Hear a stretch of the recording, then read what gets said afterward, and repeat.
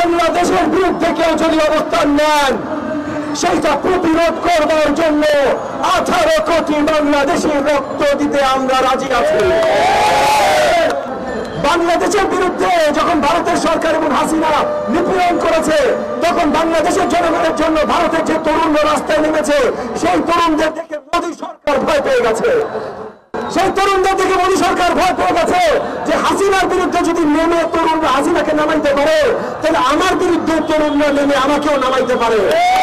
আমরা ভারতের বিরুদ্ধে না, ভারতের মিথ্যাচারের বিরুদ্ধে, ভারতের এই যে আগ্রাসন, এইটার বিরুদ্ধে। হাসিনা সরকার যেটা দাঁড়া করিয়েছিল, তারা ভারতের হাতে এই ধরনের শক্তি তুলে দিয়েছিল।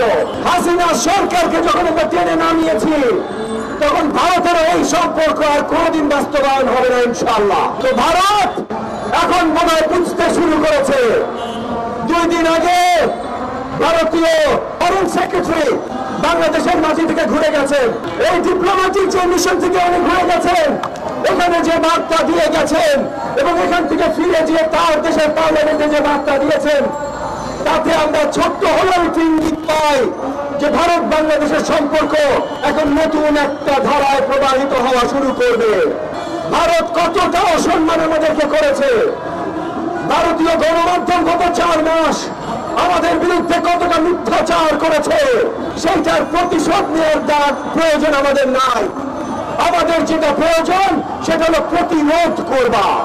পরিষ্কার বিশ্বের সবাইকে জানিয়ে দিতে হবে যে বাংলাদেশের বিরুদ্ধে কেউ যদি অবস্থান নেন, সেইটা প্রতিরোধ করবার জন্য 18 কোটি বাংলাদেশি রক্ত দিতে আমরা রাজি আছি।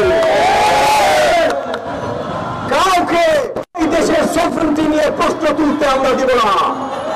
বাংলাদেশকে নিয়ে যখন মিথ্যাচার হয়, সেইটার বিরুদ্ধে শক্তভাবে আমরা দাঁড়াবো এবং আমরা অন্তর্বর্তীকালীন সরকারের কাছে আমরা আবেদন করেছি যেন আরো শক্ত পদক্ষেপ নেওয়া হয় বিশ্বব্যাপী এই মিথ্যাচার রুখে দেওয়ার জন্য।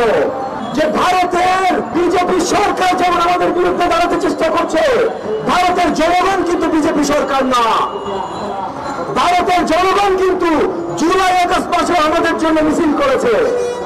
ভারতের বড় বড় বিশ্ববিদ্যালয় থেকে লম্বা লম্বা হাসিনা বিরোধী মিছিল বেরিয়েছে।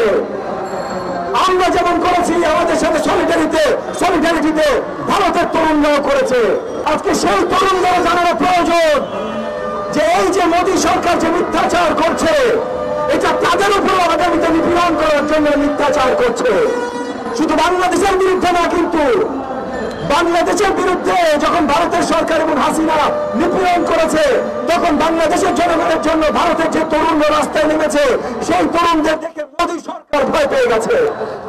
সেই তরুণদের থেকে মোদী সরকার ভয় পেয়ে গেছে যে হাসিনার বিরুদ্ধে যদি নেমে তরুণরা হাসিনাকে নামাইতে পারে, তাহলে আমার বিরুদ্ধে তরুণরা নেমে আমাকেও নামাইতে পারে। আমাদের একটা দায়িত্ব আছে ভারতের তরুণদের কাছে সত্য পৌঁছে দেয়া এবং আমাদের সবার ঐক্যবদ্ধভাবে কাজ করা। আমরা ভারতের বিরুদ্ধে না, ভারতের সরকারের এই পলিসির বিরুদ্ধে। আমরা ভারতের বিরুদ্ধে না, ভারতের মিডিয়ার মিথ্যাচারের বিরুদ্ধে। আমরা ভারতের বিরুদ্ধে না, আমরা একসাথে নতুন সমৃদ্ধ বাংলাদেশ গড়ার জন্য ভারতের এই যে আগ্রাসন, এইটার বিরুদ্ধে। এবং একই সাথে মনে রাখতে হবে, আমরা যদি ঐক্য বজায় না রাখতে পারি, তাহলে আমরা শুধু ভারতের বিরুদ্ধে না, কারোর বিরুদ্ধেই দাঁড়াইতে সক্ষম হব না।